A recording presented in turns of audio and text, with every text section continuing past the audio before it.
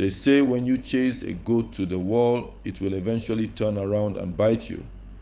But in Sokoto State, this goat has not just turned around, it has taken over the entire house.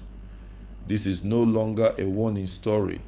It is now our harsh reality. You saw the headline, and honestly, it is the kind of news that forces you to ask yourself a painful question. Are we truly fighting a war against terrorism? Or are we playing a dangerous game of musical chairs with bandits who keep shifting locations and returning stronger? This morning, January 13th, 2026, we are receiving confirmed and deeply disturbing reports that the notorious bandit warlord Bello Turji has launched a massive retaliatory operation in Sokoto State. Just days after the widely celebrated US-supported airstrikes that were meant to wipe out terrorist hideouts in the northwest, Turji has emerged from the smoke not in handcuffs, not injured, but angrier than ever. Instead of surrender, he has chosen revenge. Reports indicate that he stormed the eastern district of Sokoto and issued a terrifying 24-hour ultimatum to residents of Tidibal village in Isa local government area. The message was simple but deadly. Leave your homes or face death. No negotiation, no mercy. We are taking you straight to the front lines of Isa LGA to break down exactly what is happening right now in Tidibal and Baraga villages. We will explain why security experts believe this invasion is a direct land grab response to the recent bombardments in the Tangaza forest. And we will also examine the humanitarian disaster currently unfolding as thousands of villagers are packing their belongings with nowhere to go. If you want to know whether the government has a plan B for these displaced families or whether Turji is about to become the new landlord of Sokoto East, please do me a massive favor and smash that like button right now. It helps amplify the voices of these villagers who are crying out for help. And if you are not yet a subscriber to Ehco Report, click that button and turn on your notification bell. You need to be here with us as we track this shifting map of terror across the Northwest. Now, let's get into the real gist of this invasion. To understand why Turji is doing this, you have to look at the map. Last week, the Nigerian military, with support from US drones, surveillance, and airstrikes, carried out heavy bombardments on bandit camps in the Tangaza and Gudu forests. The government told Nigerians it was a precision success. But as we often see in this country, when you bomb the forest, the insects run into the house. Turji and his gang, who obviously survived the strikes, are now migrating. They are searching for new territory that is safer from aerial surveillance, and that territory is the villages, civilian settlements, places where bombs cannot be dropped freely. According to local sources, the invasion started late last night in Tidibal village, and this time Turji didn't just send his foot soldiers. He reportedly led the operation himself, a clear sign of how serious he is. The bandits arrived in a convoy of motorcycles, firing heavy weapons into the air to announce their presence and spread fear. But instead of their usual pattern of kidnapping and ransom demands, they changed their strategy. They gathered the village elders and delivered a shocking declaration. This land now belongs to us. They issued a strictly enforced 24-hour deadline for everyone to vacate the community. Homes, farms, ancestral land, everything must be abandoned. And this is not an isolated incident. Just 2 days ago, a similar raid happened in Baraga village, also in Isa LGA. The pattern is now clear. Turji is trying to create a human shield buffer zone.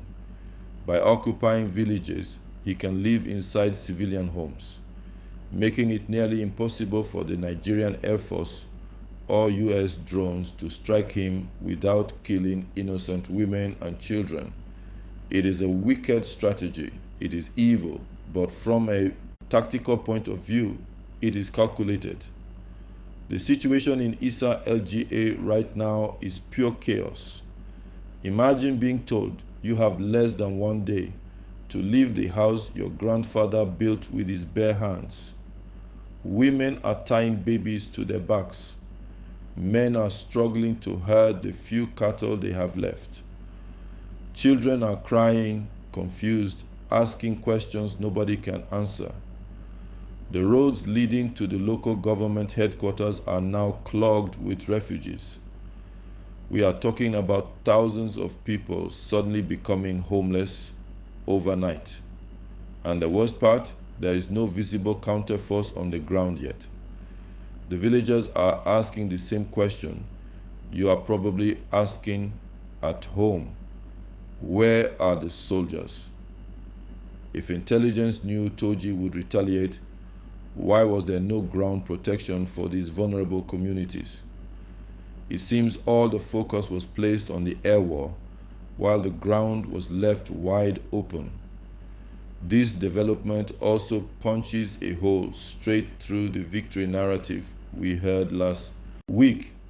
If Turji is strong enough today to displace entire villages, then those airstrikes clearly did not weaken him as much as we were told.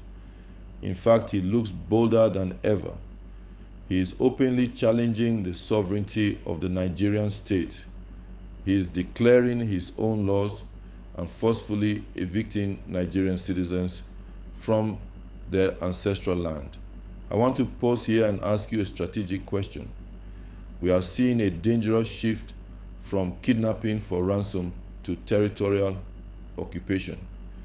Do you think the military should launch a risky ground offensive to retake these villages, knowing Turji might use civilians as human shields? Or should they wait and hope he moves back to the forest? Drop your honest thoughts in the comments. I really want to hear your perspective on this dilemma. Now let's talk about the humanitarian angle. Relief agencies are already overwhelmed. The IDP camps in Sokoto were full even before this new displacement.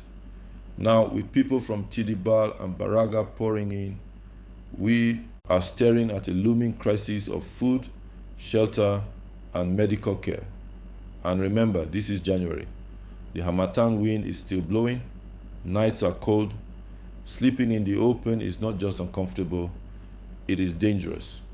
Children can fall sick, elderly people are at risk, pregnant women are exposed.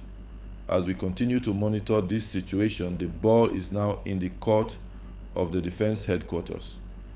They promised Nigerians that US intervention would be a game changer. But for the people of Isa LGA, the game has only changed for the worse. They are paying the price for the anger of a warlord who refuses to die. If you found this update crucial and you want the world to pay attention to the suffering of Sokoto villagers, please smash that like button.